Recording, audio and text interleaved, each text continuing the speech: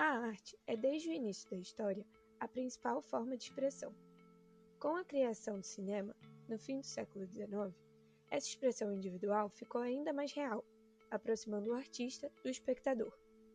No início do século XX, alguns artistas, em reação à Revolução Industrial e às tensões políticas, sentiram a necessidade de romper com os cânones clássicos. Assim, nascem as vanguardas europeias, que duram no cinema entre 1915 e 1930. As vanguardas foram divididas em alguns movimentos: impressionismo francês, surrealismo, dadaísmo e expressionismo alemão, os quais buscavam uma ruptura progressiva com a realidade objetiva, em favor da subjetividade, do inconsciente e da emoção extrema. Esses movimentos eram amplamente retratados nas mais diversas formas de expressão artística, na poesia, nas artes plásticas, no cinema. Impressionismo.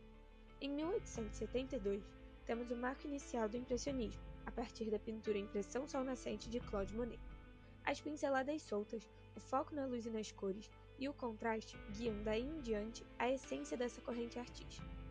Mais tarde, esse movimento chega à sétima arte. Artistas como Abel Gance, Jean Epstein, Marcel L'Herbier e Louis Deluc foram imprescindíveis para a evolução do impressionismo. Buscaram explorar as possibilidades expressivas do cinema e demonstrar que ele possuía características únicas, diferentes das encontradas no teatro e na literatura. Entre os recursos mais utilizados estavam a câmera subjetiva, a câmera móvel, as múltiplas exposições, as sobreimpressões, as deformações ópticas, a aceleração e desaceleração do movimento, a montagem acelerada e os enquadramentos experimentais. Essas técnicas permitiam representar visualmente aquilo que não poderia ser mostrado de forma objetiva. Deluc teve um papel fundamental no impressionismo. Ele implementou o conceito de fotogenia. Segundo essa ideia, o cinema possuía a capacidade de revelar aspectos ocultos da realidade. Assim, a câmera não registrava apenas o real, dando dimensões invisíveis ao olhar comum. Junto a Deluc estava Epstein, um teórico que desenvolveu seus estudos contra a fotogenia em produções como A Queda da Casa de Usher, de 1928, e Espelhos de Três Faces, de 1927, criando atmosferas poéticas e intensificando a experiência emocional do espectador. A fotogenia mostra que o cinema é uma coisa única, pois só o cinema é capaz de captar uma imagem que provoca uma catarse coletiva. É uma arte que atravessa o espectador, é da ordem da sensação. As obras de Epstein demonstram de forma clara a crença impressionista de que o cinema poderia revelar novas dimensões da realidade por meio da imagem. Outro artista importantíssimo foi Abel Gance, um verdadeiro revolucionário no meio do cinema. Em 1927, Gance fez Napoleão, que foi uma inovação completa, de tecnologia e de linguagem. Imagens coloridas, sobreposições e muitas outras inovações são vistas nesse filme. Em uma das cenas da cavalaria, Gance posiciona a câmera em cima de um cavalo, trazendo o espectador para a posição de protagonista da experiência. Além disso, as cenas finais são apresentadas em 3 telas em sequência, chamada de Polyvision, dando a primeira impressão de widescreen. Para além do widescreen, vemos o rebatimento de imagens e as sobreposições, aspectos que hoje são feitos a partir da computação gráfica, revelando a importância dos movimentos vanguardistas até os dias de hoje. Surrealismo e dadaísmo. O surrealismo é um movimento artístico que tem grandes nomes como Luiz Buñuel, André Breton e Salvador Dalí. Suas ideias eram baseadas na teoria freudiana do inconsciente e no fluxo de sonhos. A relação entre sonhos e cinema é algo visto desde o princípio dessa arte. Até então, somente nos sonhos era possível editar as imagens. Assim, as obras cinematográficas buscavam retratar imagens de caráter onírico e reproduzir a lógica contraditória dos sonhos. Por meio da livre associação, o artista deveria transpor para a tela o seu mundo interior. É importante destacar que o surrealismo tem uma forte relação com o dadaísmo, outro movimento de vanguarda com o qual frequentemente se mesclava no cinema. Embora distintos, os dois compartilhavam de uma postura de ruptura com a lógica tradicional. Assim como o dadaísmo, o surrealismo pretendia romper com as normas da razão e da moral burguesa, usando a força espontânea e incontrolável do inconsciente com seus desejos e impulsos.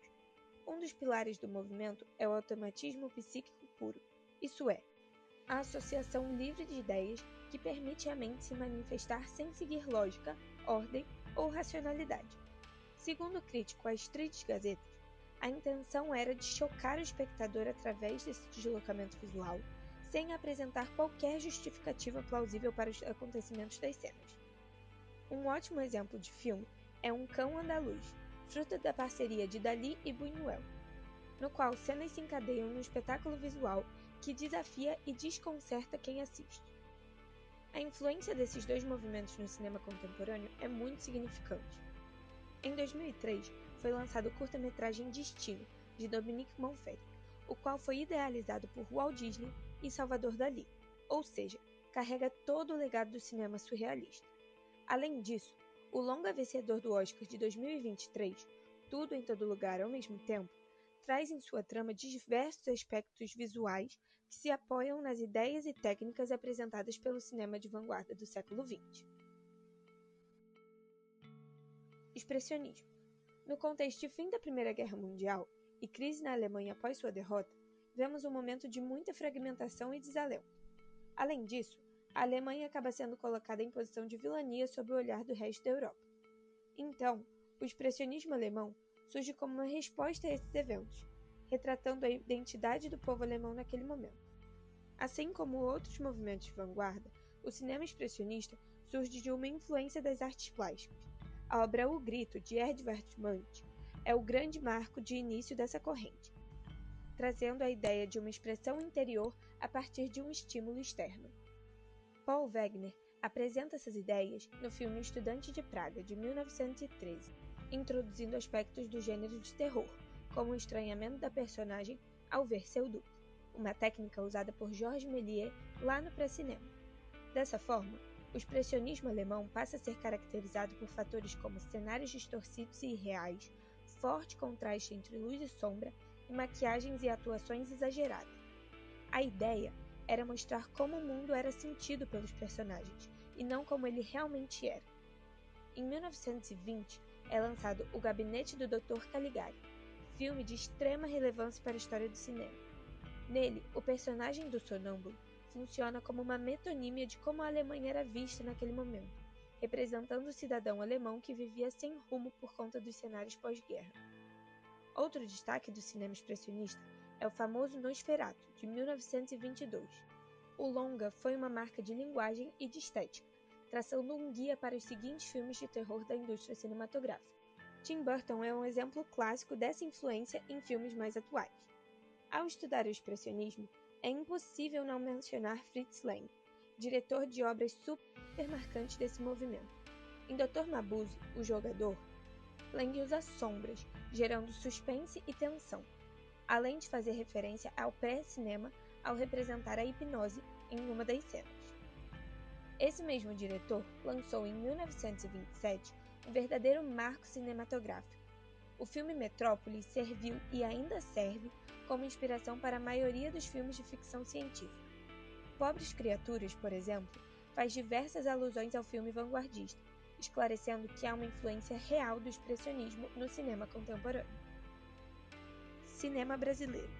Apesar dos movimentos de vanguarda serem europeus, pode-se dizer que há um filme vanguardista produzido no Brasil. Limite se agarra nas ideias do surrealismo e do dadaísmo, sendo o único longa vanguardista brasileiro. Mário Peixoto, o diretor, teve parte dos seus estudos realizados na Europa, sofrendo assim influência das vanguardas europeias. A partir desses estudos, podemos observar que as vanguardas europeias ainda influenciam fortemente o cinema contemporâneo.